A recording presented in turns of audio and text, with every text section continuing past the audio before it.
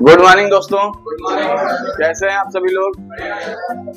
आज का अपना टॉपिक है अहंकार, ईगो, है ना। तो इस ईगो की कहानी को भी मैं आपको कहानी के जरिए ही समझाऊंगा, है ना, कि जिससे आपको थोड़ी सी चीजें समझने में आसानी हो। तो कहानी है एक मूर्तिकार की। एक मूर्तिकार था जो अपनी मूर्ति कला में बहुत ही निपुण था। उसको दूर दूर से सराहना मिलती थी कि आपकी मूर्ति बहुत अच्छी बनती है, आप बहुत अच्छे कारीगर हैं, आप चीजों को बहुत अच्छे से तराशते हैं। तो धीरे धीरे मूर्तिकार को इस चीज का अहंकार हो गया कि अब तो मैं सबसे अच्छी मूर्ति बनाता हूँ, मुझसे अच्छी मूर्ति कोई बना ही नहीं सकता, मेरी मूर्ति में कोई गलती या कोई त्रुटि हो ही नहीं सकती है। धीरे धीरे समय बीतता चला गया, समय आगे बढ़ा। तो उसने सोचा कि अब मैं बूढ़ा हो गया हूँ, यमदूत मुझे मारने के लिए आएंगे, तो क्यों ना मैं कुछ ऐसा करूं कि वो मुझे पहचान ना पाए और गलती करके चले जाएं। तो बहुत दिमाग लगाने के बाद उसने क्या किया कि अपने जैसी उसने 10 और मूर्तियां बनाई। उसने अपने जैसे 10 और मूर्तियां बनाई और वो मूर्तियां दिखने में इतनी सुंदर लग रही थी और इतनी बढ़िया मूर्ति लग रही थी कि कोई कह नहीं सकता था कि असली है या नकली है, कोई नहीं समझ पा रहा था।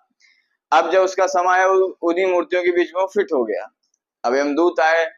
यमदूत ने कहा, अरे ये तो पहचानना बड़ा मुश्किल हो रहा है कि किसको ले जाएं। वो यमदूत अगर चाहते तो एक मूर्ति को तोड़ सकते थे, उनके लिए कोई बड़ी बात नहीं थी। पर इस मूर्ति कला का अपमान होता है, जो मूर्तिकार है उसकी जो मूर्ति की कला है उसका अपमान होता है, कितनी बढ़िया मूर्तियों को निपटा देते हैं। तो उनके दिमाग में एक चीज आई। वो एक चीज तो जानते थे कहीं ना कहीं कि जो कारीगर है, जो मूर्तिकार है, बहुत अहंकारी व्यक्ति है। तो उन्होंने दिमाग लगाया और कहा कि अगर आज मूर्तिकार मेरे पास होता तो मैं उसको बताता कि इन मूर्तियों में क्या त्रुटि है, क्या गलतियां हैं। इतने में उस अहंकारी मूर्तिकार का अहंकार जगा, मेरी मूर्ति में कोई गलती हो ही नहीं सकती है। बीच में निकल आया वो, है ना। तो यमदूत ने कहा कि तुम्हारी मूर्तियों में सिर्फ एक ही त्रुटि है कि मूर्तियां बोलती नहीं है ना। सिर्फ एक ही त्रुटि है कि मूर्तियां बोलती नहीं है।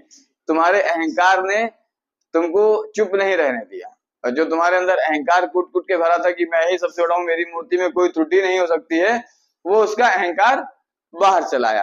तो इस कहानी से मोरल क्या समझ में आता है कि जब किसी का कोई अहंकार होता है, व्यक्ति अहंकारी हो जाता है, तो उसके जीवन का पतन होता है, उसका विवेक खत्म हो जाता है, उसका जीवन जो है दुर्गुणों से भर जाता है। ठीक। और अहंकारी व्यक्ति जो होता है वो दूसरों से ज्यादा अपना नुकसान करता है। अहंकारी व्यक्ति अहंकार के चक्कर में ही नशे का सेवन करने लगता है, शराब पीने लगता है।